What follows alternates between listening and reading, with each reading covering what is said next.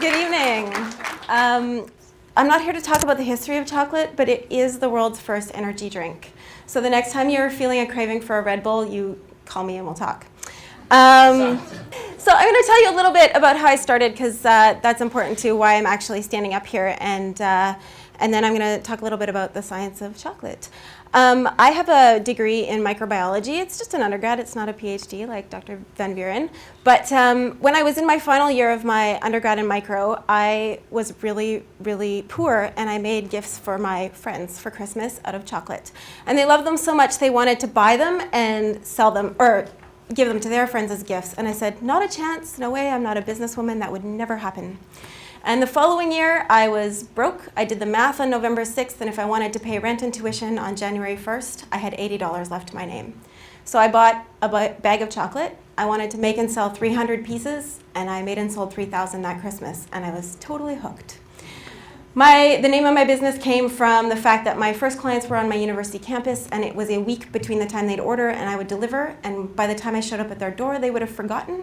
And when I knocked, they would say, "Oh, it's the chocolate fairy!" And so here we are, CocoaNymph. A nymph is a mythical Greek creature that is a fairy. So, background in science, I was heavily on my way to becoming a doctor, but chocolate is a blend of science and art, and it was the first thing that ever totally captivated me.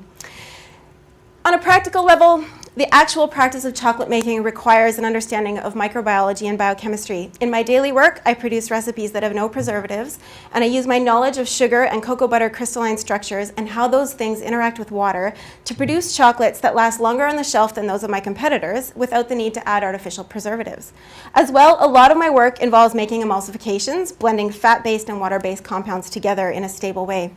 Chocolate has three basic components. The first one is cocoa butter, which is a very complex fat. Cocoa solids, which are like cocoa powder, is basically just plain cocoa solids. And then sugar, which is water soluble and not fat soluble at all. And creating new recipes with chocolate requires an understanding of how those fat soluble and water soluble things can come together in solution in a permanent way. And it's really a lot like making mayonnaise.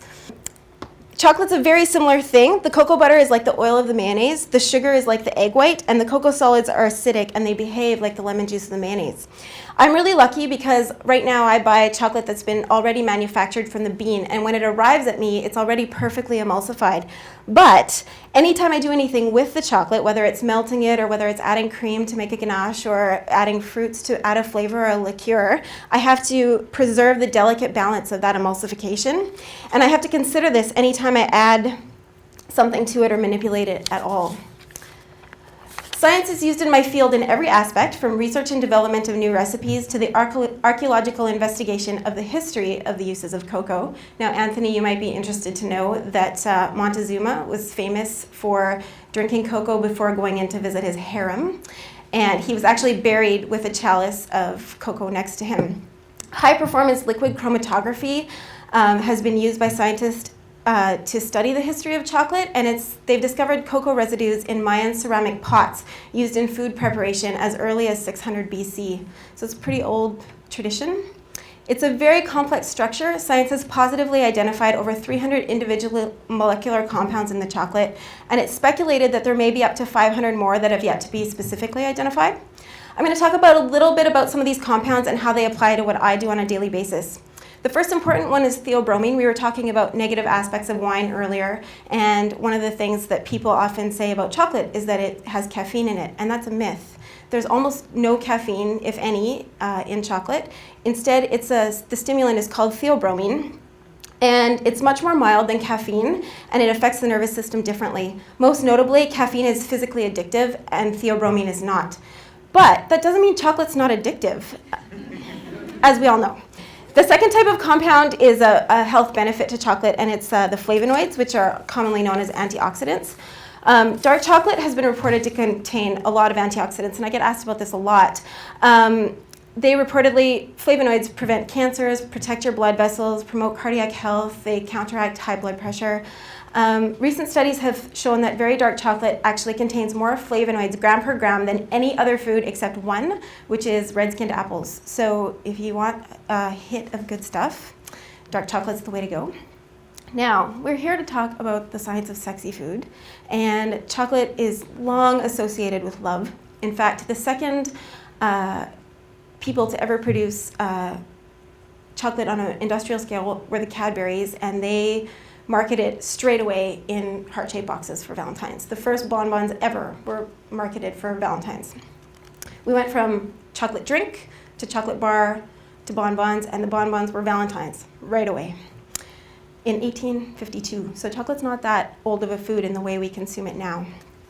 But back to those compounds that leave us feeling sexy. You can feel the early stirrings of attraction, excitement, giddiness, and apprehension when you've eaten a piece of chocolate, and you can chalk that up to the company you're keeping, or to the much less romantic compound phenylethylalanine.